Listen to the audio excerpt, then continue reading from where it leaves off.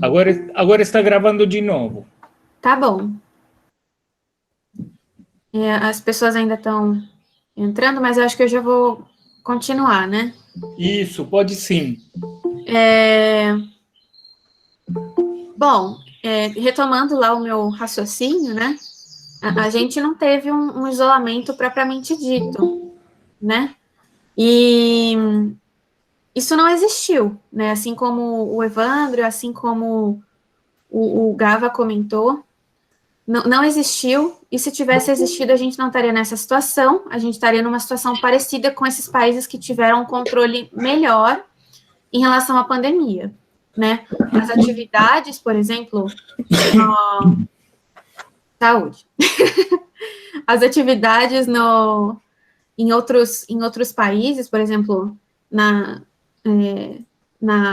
no Vietnã, em Cuba, na China, já estão voltando ao normal. E a gente aqui, assim, não que a gente já não esteja normal, já está tudo normal, né?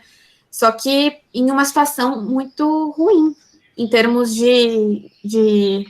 da quantidade de pessoas que são infectadas diariamente, da quantidade de pessoas que infelizmente estão falecendo devido às complicações ocasionadas pela Covid, enfim. E quando eu falei sobre saúde mental, de fato, gente, a saúde mental, ela tem muito a ver com o que o Gustavo acabou comentando, né, com o sistema capitalista que estamos vivenciando, né?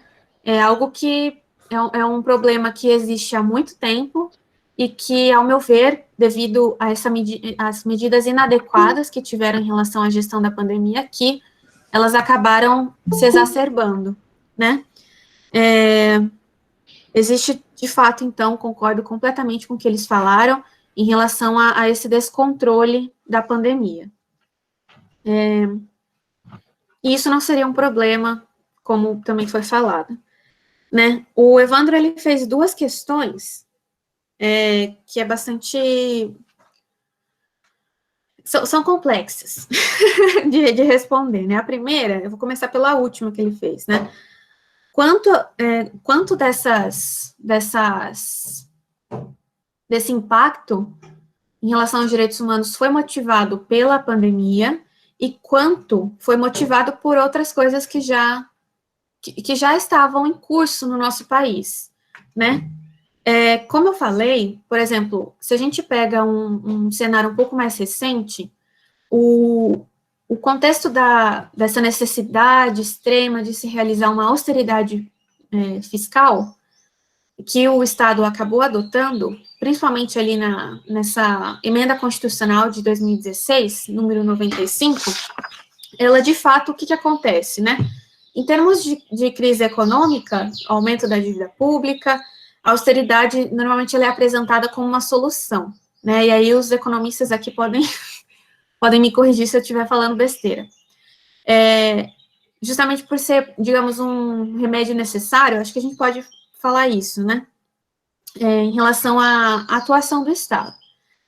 No fundo, ao meu ver, né, essa emenda que foi aprovada, não somente a partir dela, mas de todas as medidas que foram implementadas nos anos passados, também acabaram ocasionando o aumento da desigualdade, a retirada de direitos fundamentais. Então, não foi apenas algo específico que a pandemia ocasionou. Isso já existia. E eu acho que o que a pandemia fez foi tornar essas violações mais visíveis. E aprofundá-las também, né? A austeridade, ao meu ver, ela acaba, digamos assim, invertendo, né? Todos os avanços que a gente teve nos últimos anos em termos de garantia, pelo menos teórica, desses direitos, eles acabam caindo por terra, né? Esses direitos acabam sendo colocados ali em segundo plano, a partir principalmente da adoção dessa linha neoliberal que eu também já tinha comentado, né? eu acho que essa emenda constitucional, estou falando um pouco mais dela, porque, ao meu ver, ela impacta diretamente a garantia dos direitos, né? Muito mais do que as outras medidas que tinham sido implementadas anteriormente, para além ali dessa adoção da linha neoliberal. Essa emenda constitucional, ela parte de um questionamento sobre o processo de redemocratização. Ela coloca que os direitos sociais não cabem no orçamento do Estado, por isso que a gente não precisa garanti-los, ou seja, justifica uma coisa que, na verdade, não é real, né? Existem vários estudos que falam que o Estado tem dinheiro, sim, para garantir os direitos humanos, para garantir esses direitos fundamentais que todo mundo é sujeito, né?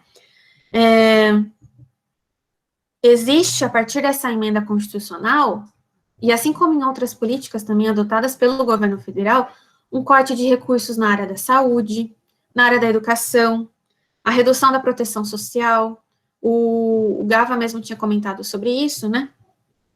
O corte de recursos, por exemplo, do número de bolsas oferecidas no ensino superior, a gente pode ver, o Evandro comentou ontem um pouquinho, né? Desculpa, gente, minha cachorra tá tossindo. Desculpa.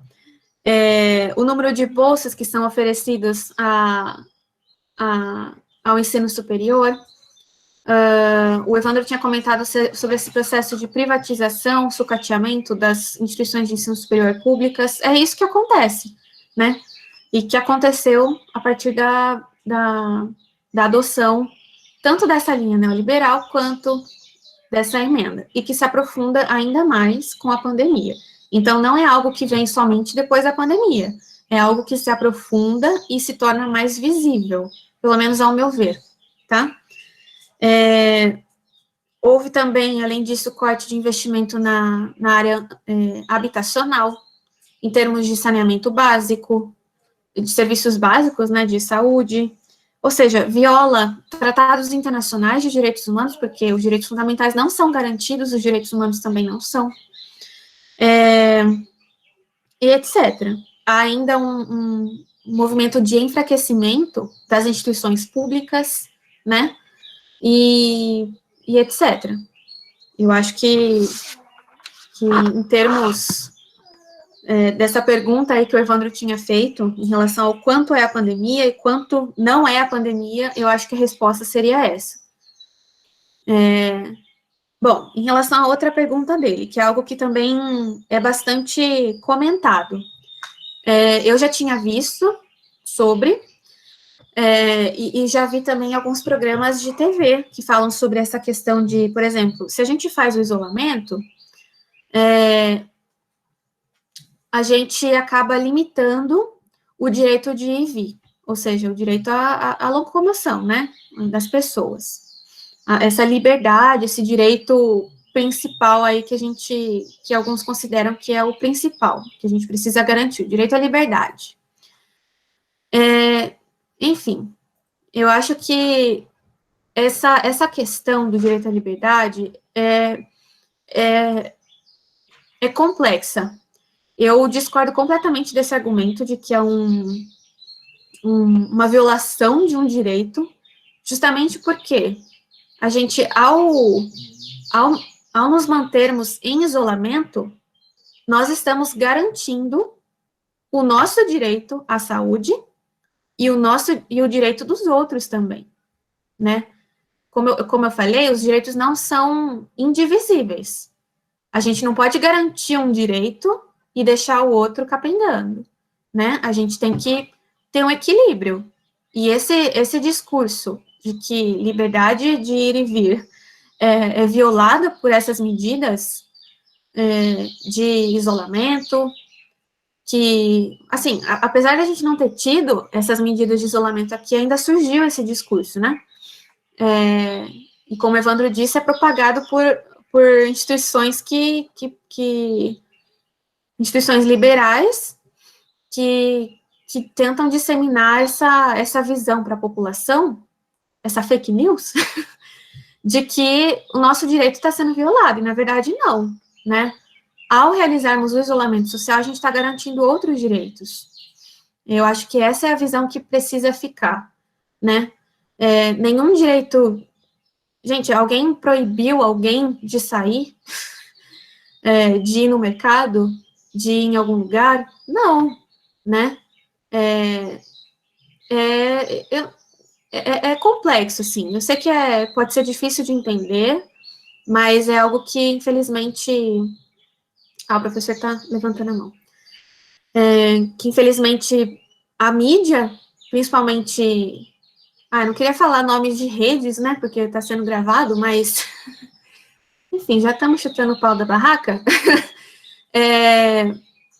Que algumas redes de televisão versam sobre esse argumento. Eles se prendem nesse direito à liberdade como se fosse o direito o principal direito a ser garantido. E eu acho que não, né? Eu acho que a gente precisa buscar aí um equilíbrio em relação a esses direitos e realmente, quando alguém fala para a gente que o direito à liberdade está sendo violado, discutir mesmo, né? Falar que não, né? Que é algo que é realmente necessário, é uma questão de saúde pública, né? É uma questão de sobrevivência das pessoas. Não é um direito individual que precisa ser garantido em detrimento de um direito coletivo, que é o direito à saúde.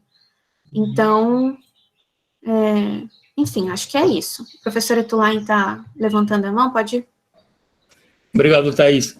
A respeito desse assunto, eu queria comentar que nós fizemos um trabalhinho ano passado acompanhando a pandemia, que nós mandamos para publicar numa revista, e me parece que foi com o Gustavo e com o Noah, e nós comparamos alguns países, Brasil, Argentina, acho que ficou, mas eu estava vendo na Constituição, no caso da Argentina, mas eu acho que é muito similar ao caso brasileiro, que as constituições têm um artigo anterior ao artigo da liberdade individual, que antecede em importância, que é o fato de que o governo poderia fazer certas intervenções, inclusive em liberdade individual, em função de certas circunstâncias, como, por exemplo, circunstâncias sanitárias ou de segurança, que envolve guerras, né? Então, no caso sanitário, epidemias e pandemias. E, portanto, o direito à vida e à saúde, ele é anterior e prioritário ao direito da livre circulação. Então, se o isolamento tivesse sido levado a sério, nós teríamos tido a polícia vigiando nas ruas e se a gente estivesse andando na rua, teria que se justificar para onde que vai. Né?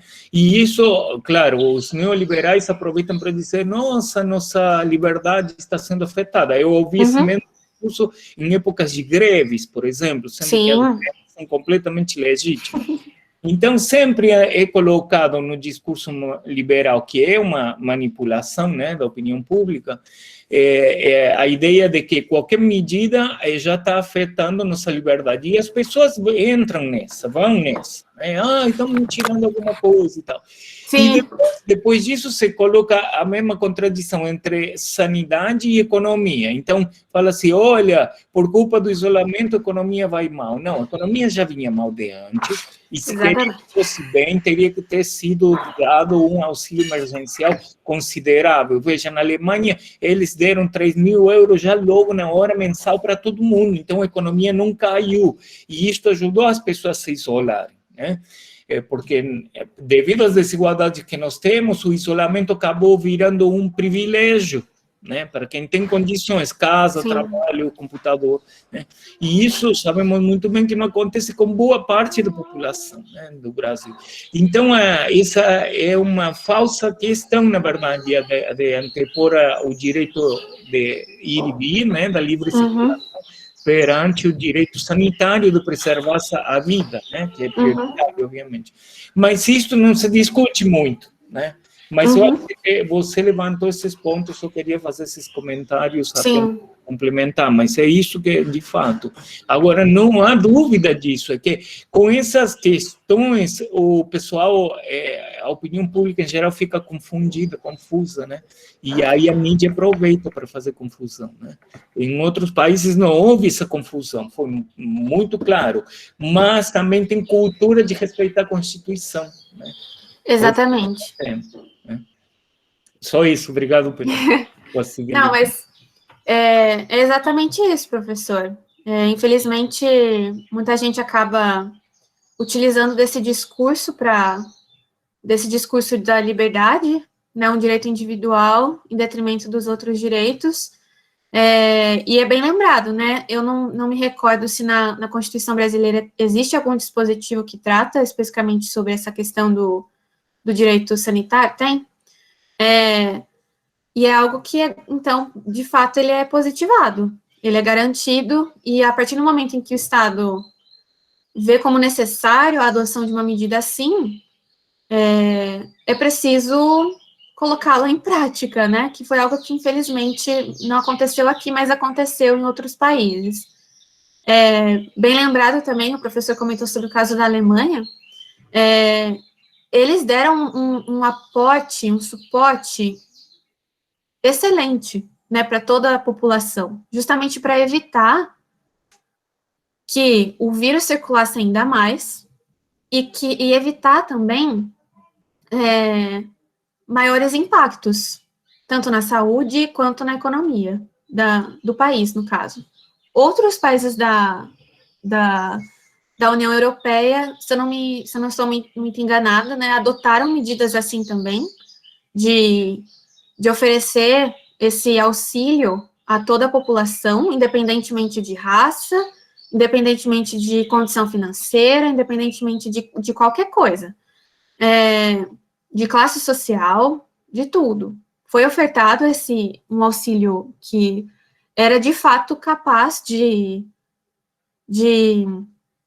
sustentar uma família, né, pelo período aí da pandemia, pelo período do isolamento, e, de fato, incentivar que a população permanecesse em casa por uma questão de saúde pública, por uma questão de direito à vida, direito à saúde pública.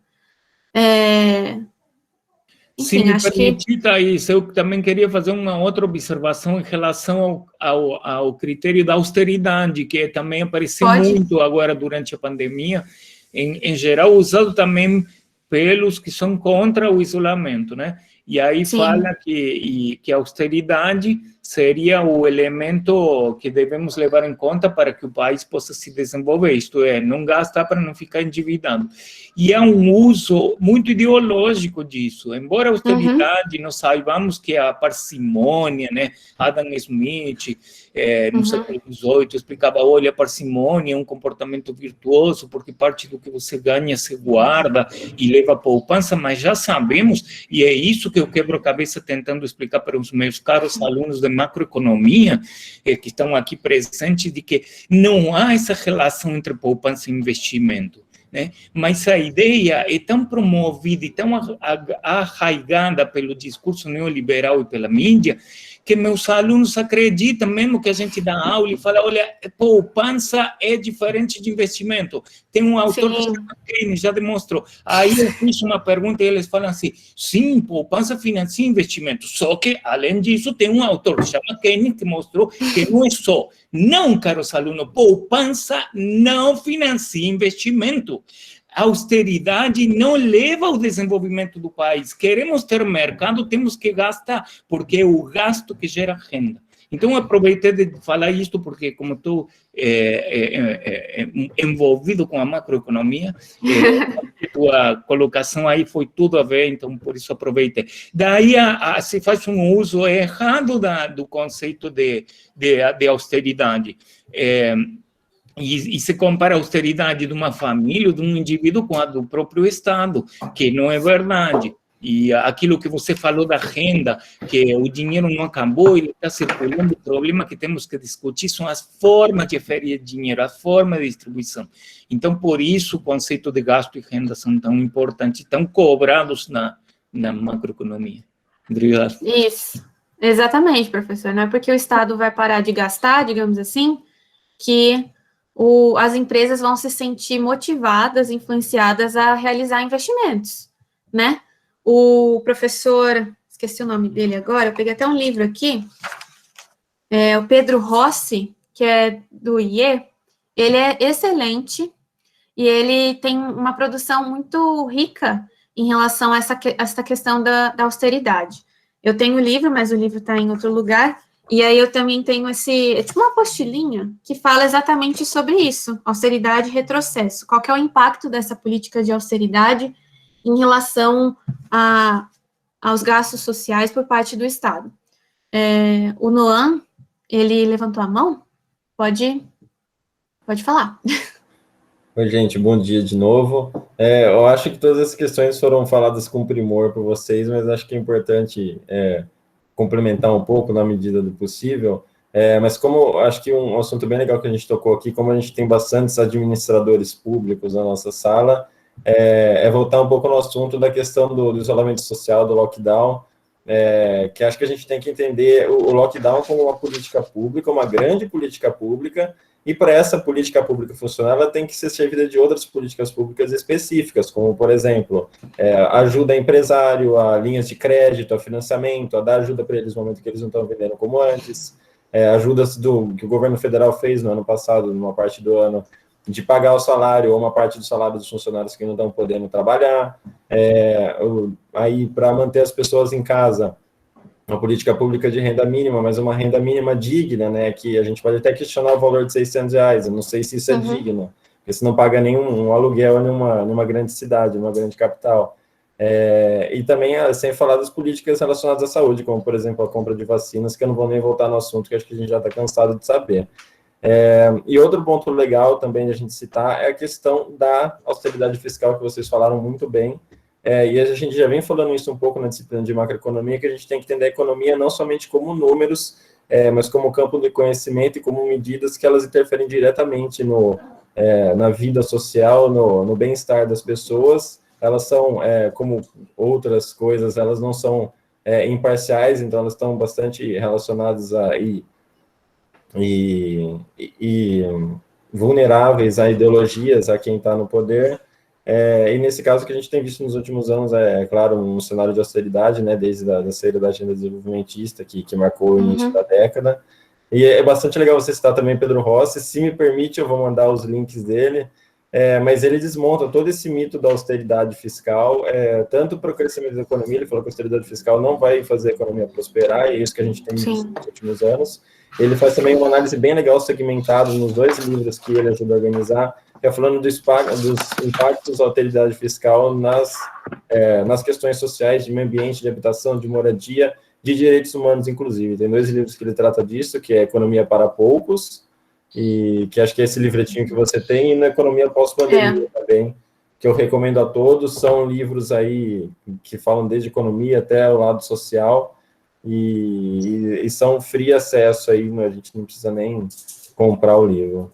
Então, obrigado, Thaís, pelo minuto, já adiantando, mas foi muito legal, e obrigado pela palavra.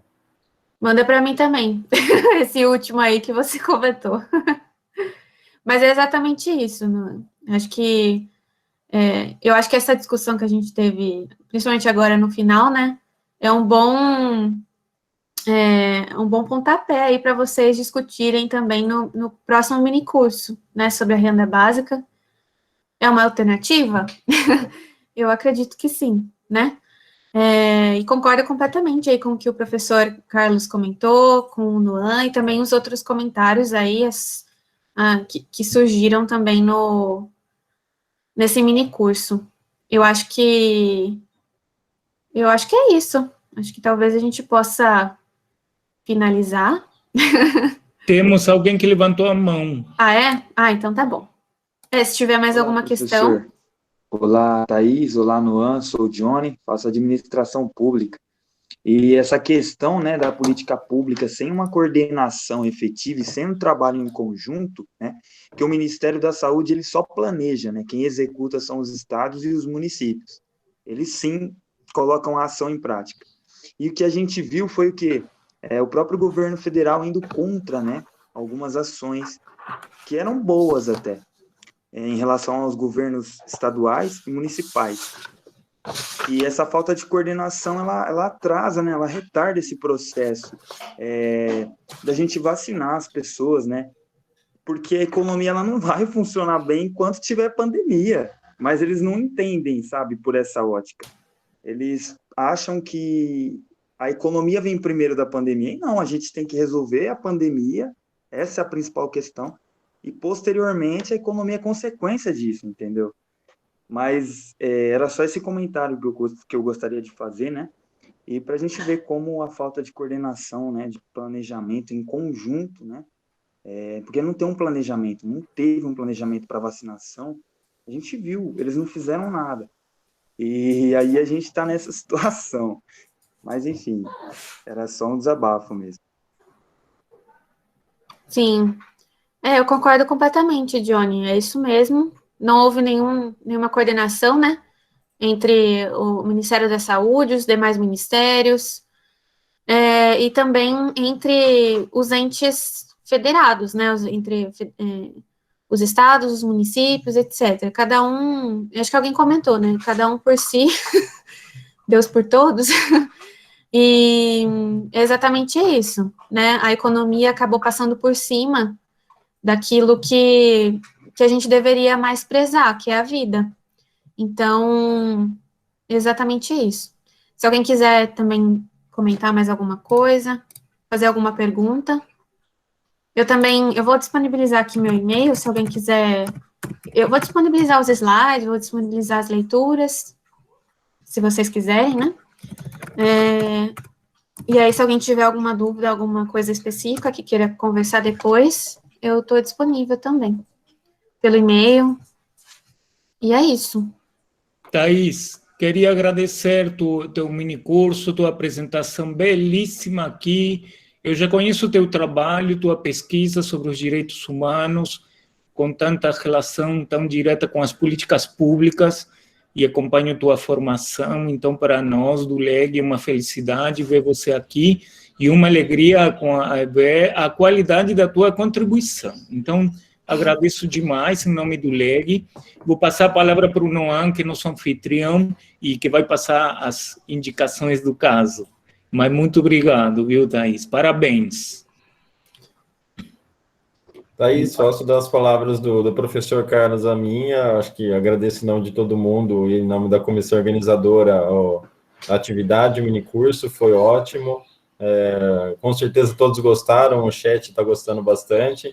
A gente agradece também a parceria com o LEG, que vem desde bastante tempo atrás, né? Você já apresentou trabalho, sim, você participa da comissão científica, você agora está contribuindo como professor, então a gente agradece bastante por trazer todos esses conteúdos de qualidade para a gente.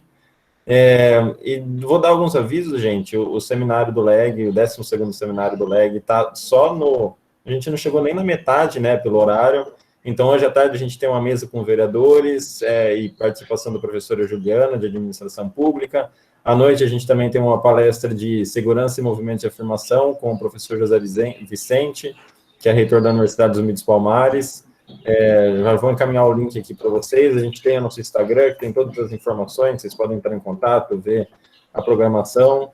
E acho que relembrando, né, professor, para os alunos de macroeconomia, encaminharem a atividade no e-mail do LEG, vou disponibilizar ele aqui também. Só peço, por favor, que vocês, além de se identificarem, colocando o nome RA, que vocês coloquem no título do e-mail também do que se trata, porque como a gente está recebendo bastante e-mail, é uma forma de filtrar e a gente não acabar perdendo, por favor.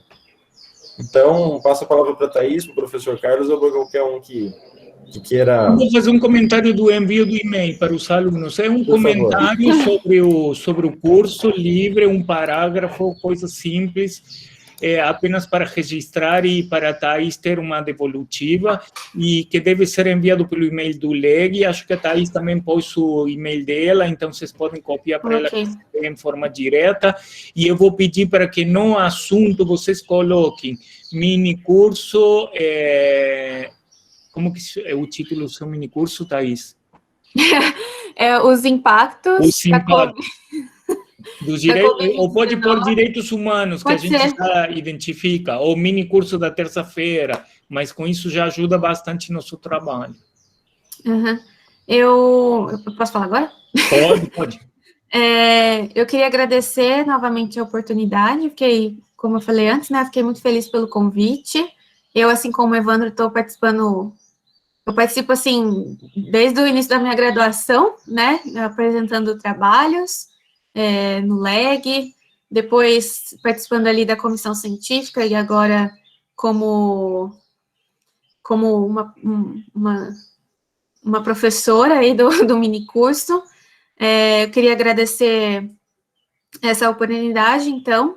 Eu espero que tenha sido proveitoso para vocês, né, que tenha trazido alguns elementos para que vocês possam continuar discutindo sobre a questão da pandemia no próximo minicurso, mas também no decorrer aí do evento.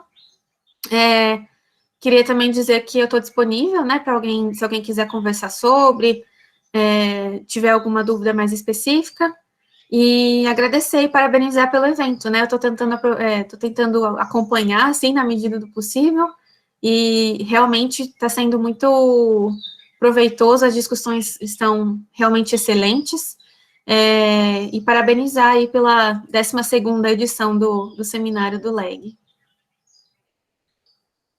Muito obrigado, Thaís. Eu vou parar a gravação. Só um minutinho, por favor.